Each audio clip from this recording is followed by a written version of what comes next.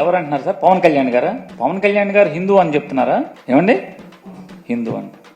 ఆ మధ్య భీమవరంలో ఎప్పుడో నేను బ్యాప్టిజం తీసుకున్నా అని చెప్పారు ఆయనేనా? పవన్ కళ్యాణ్ గారు. ఆ పవన్ కళ్యాణ్ గారు, ఈ పవన్ కళ్యాణ్ గారు ఒకళ్ళేనా?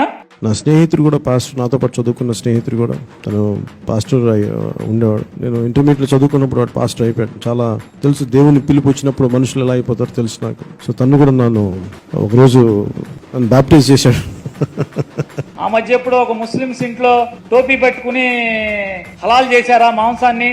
హలాల్ చేయకపోతే మనం తినకూడదని చెప్పని సోఫా మీద కూర్చోకూడదు, రంజాన్ మాసంలో కింద కూర్చోవాలి, మనది ఇది పెద్ద మాంసమేనా అని చెప్పి గబగబా అడిగి తిన్నారు ఆయనేనా? పెద్ద మొక్కలు అని చెప్పని అడిగి తిన్నారు ఆయనేనా ఈ పవన్ కళ్యాణ్ గారు?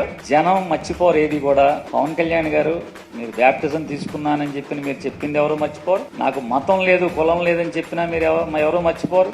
మీరు రష్యా చర్చిలో యేసు ప్రభువు యొక్క మందిరంలో మోకాళ్ళ దండేసింది కూడా ఎవరు మర్చిపోరు. మీ పిల్లలకి క్రైస్తవ పేర్లు పెట్టుకున్నా కూడా ఎవరు మర్చిపోరు.